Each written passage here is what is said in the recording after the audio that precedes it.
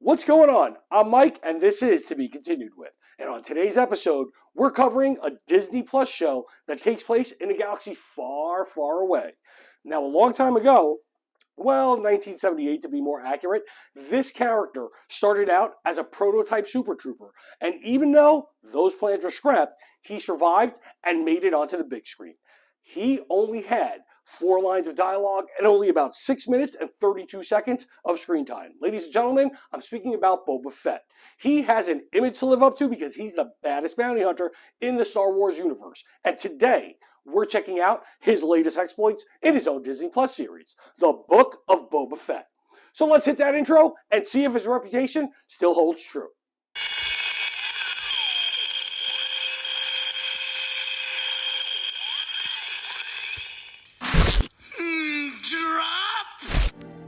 This show was created by Jon Favreau and spins from the hit Star Wars Disney Plus show, The Mandalorian, which was an instant hit due to returning this franchise back to its roots and its lore. The show stars Temuera Morrison, who actually played Jango Fett in the movie prequels and was also who the clone troopers were derived from. Ming-Na Wen plays Fennec Shand, and it's really great to see these two characters pick up from where they left off in Season 2 of The Mandalorian. And that location is the planet Tatooine, specifically Jabba the Hutt's palace, because towards the end of Season 2 of The Mandalorian, Boba Fett took out Bib Fortuna and laid claim to everything that Jabba ruled over. After our walkthrough of the place, we catch Boba Fett in a Bacta tank that's healing his wounds. Now, this leads to the first of many flashbacks for our main character, because we end up seeing in these flashbacks images of Kamino, which is the planet he was born on, or should I say cloned on, along with some other memories that were taken directly from the Star Wars prequel trilogy. Within the Sarlacc pit, which was where he was last seen in the movies, he fell into a pit monster that would take 1,000 years to digest things. Now, after using his smarts to escape, we see him crawling out of the sand just to get jacked for his armor by some Jawas. If that wasn't enough, he then gets taken by a tribe of sand people. Sorry, I know we live in a new world. I mean Tusken Raiders. He's woken up by Fennec Shand and suits up to check out his new territory and those in it. Now, an interesting exchange with the rep for the mayor happens between the two. He also ends up keeping 2 Gamorrean guards that used to work for Jabba, because hey, it's hard to find good help these days. And now they're making their way to visit an establishment named the Sanctuary and explaining to Fennec Shand that he, Boba Fett, intends to rule with respect instead of fear. And then the two get attacked. And it's not really a big deal because they both take out the attackers and even take one alive for questioning. Now, since Boba Fett was hurt in the fight, he goes back to his Bacta tank and gives us the opportunity to find out more about his time that he spent with the Tusken tribe. At this point, they find out that it was the mayor who ordered the attacks on them, so they pay him a visit. Now, it's a cordial conversation and a cordial meeting on both sides, but they both end up standing their ground and come off like nothing happened, so it was a little bit weird. The mayor actually sends them back to Sanctuary just so they can get answers, only to be told that the twins are looking to lay claim to their cousin's territory. That's right, folks. At this point, we meet 2 of Jabba the Hutt's cousins along with their muscle.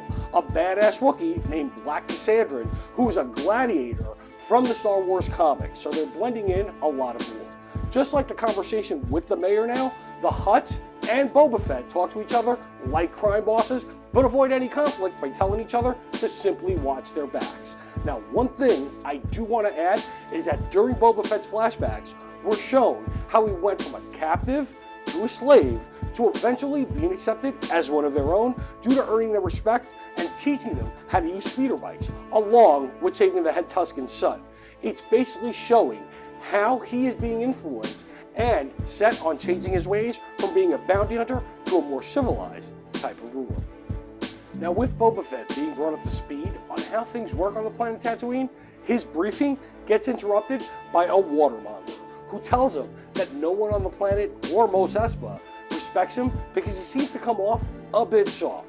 The watermonger actually wants to tell Fett about a gang of mods, modified humans with droid parts, who robbed him of his water, and coming from a desert planet, that's kind of a big thing. Now, pulling a move that only Frank White, the King of New York, can do, Fett not only recruits the mods, but also puts the Watermonger in his place for overcharging. Now, with the mods, who get around town on some stylish speeder bikes, Fennec Shan and the 2 Gamorrean guards, it seems like Fett's crew is growing in numbers. We now get a hint as to why he's assembling such a big crew.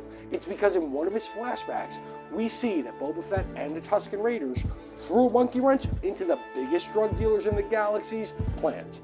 They basically want to have some muscle against the Pike Syndicate for messing up their operations on the planet Tatooine. Basically, it's like when Don Corleone stated in The Godfather that the family doesn't deal in drugs. And so far, this is exactly what the Book of Boba Fett is turning out to be. It's a gang-style war story with basic rules about respect, business, and loyalty. We find out during the flashback that when Fett went to meet the Pikes about what happened, someone had the tribe taken out. That's right, Fett's Tusken tribe was murdered. They were burnt and he found their village completely destroyed. We now see Black Chrysanthemum, the badass Wookiee that I mentioned before, rip Boba Fett out of his bank tank, and everybody comes in to help, but they still aren't enough. I mean, he takes out the mods, the guards, but ends up falling into the empty Rancor pit below when Fennec Shan activates it, imprisoning him for the time being. At this point, Boba Fett gets visited again by the twins, and they inform him that they were all lied to by the mayor, and that they apologize for sending Chrysanthemum. They say that Fett should forget what he's trying to do, since they hear that the territory was promised to another party. And since war would be bad for business, they've decided to leave the planet, and they offer a Rancor beast as a token of peace to Boba Fett.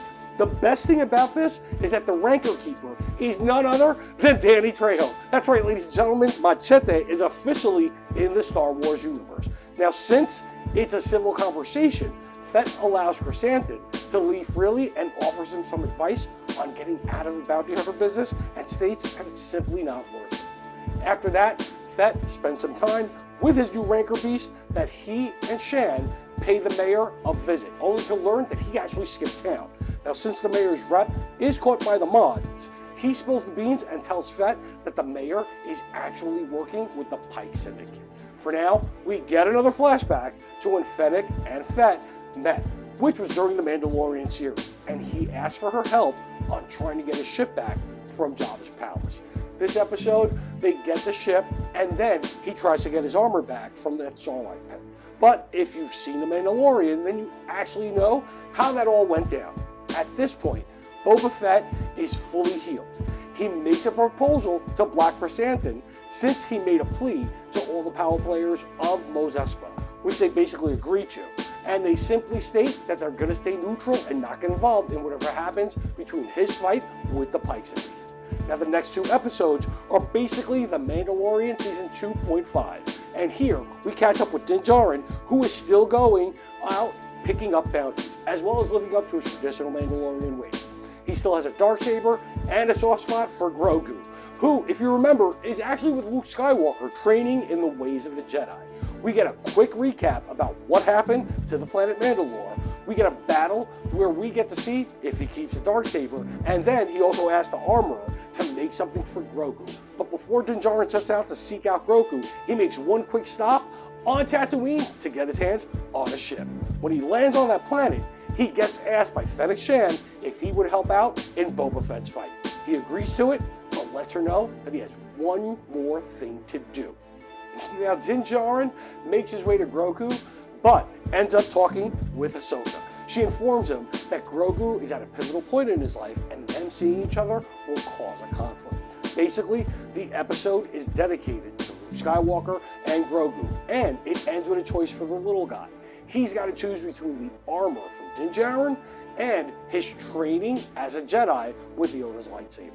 After this, Din Djarin basically returns to Tatooine and he meets up with Boba Fett and his crew. And with them in need of more soldiers, Din goes to Freetown and asks Marshal Cobb Vanth for help. That was the guy who had Boba Fett's armor in The Mandalorian. Now, without getting a concrete answer from the Marshal, Din returns to Fett, but the Marshal ends up getting paid a visit by Cad Bane. Now, Cad Bane was first introduced in the Clone Wars animated series and was trained by Jango Fett. That's right, folks, Boba Fett's father.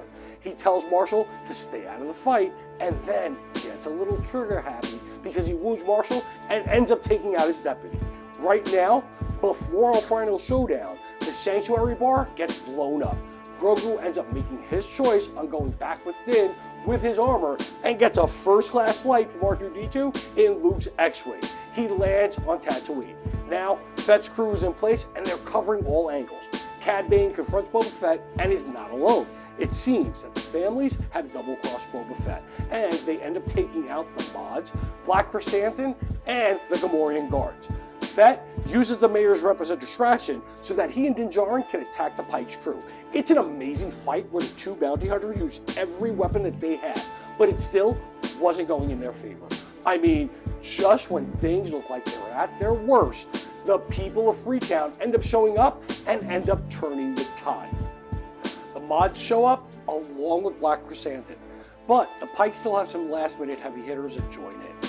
Two giant shield droids show up, and even with all the blasters, flamethrowers, and even the Darksaber attacks that Din Djarin and Boba Fett are throwing at him, they don't stand a chance. So Fett tells Din to hold them off, and he leaves the fight.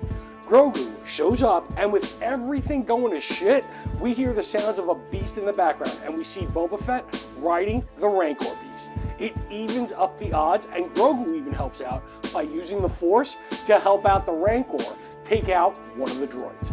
Between the people of Freetown and Boba Fett on top of his Rancor beast, the Pikes are dealt with along with the final droid. Now Cad Bane shows up one more time, and it's an old school Western one-on-one between these two. Now, I mentioned before that Bane was trained by Jango Fett, but you also need to know that Bane was also the one who trained Boba Fett. Bane gets the best of Fett, but with him using the training that he learned from the Tusken Raiders, Boba Fett takes down Bane and deals him the final blow.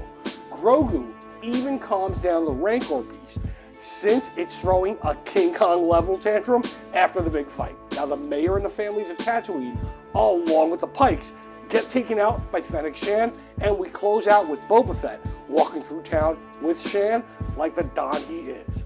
We get a closeout with Fett and his crew, and then we pan out from the planet, only to catch the Mandalorian and Grogu jumping to lightspeed. Now there is an after credits scene with the Marshal. He's basically sitting in a Bacta tank, and he's about to be modified. Now for the basic Star Wars fans, along with the casual fans, this is an entertaining series with a lot of Easter eggs and nods to the Star Wars lore. But to die-hard Star Wars fans, you know the ones I'm talking about. The ones that love to hate and hate to love. This might seem a bit of a letdown.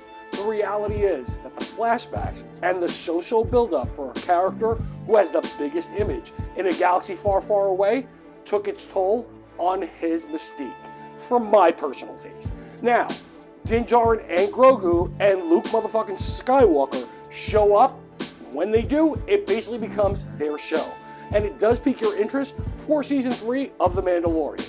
Keep in mind, folks, that this keeps moving and expanding the Star Wars universe in the right direction. And also keep in mind, with the upcoming shows on Disney Plus like Ahsoka, The Bad Batch Season 2, and on May 25th, Disney Plus is dropping the Obi-Wan Kenobi series. This franchise is primed for some greatness, and honestly, I can't wait. As always, thank you for checking us out, and remember to subscribe to the channel. Hit the bell for notifications, and most importantly, remember to tell a friend, to tell a friend, to tell a friend. Today's track, which is titled Razor Sharp, by the one, the only, Bobcat the Legend. You can catch all his info for his YouTube, Spotify, and the track in the description below. Now, even though this does close a chapter on the Book of Boba Fett, always know that this isn't the end, it's simply to be continued with.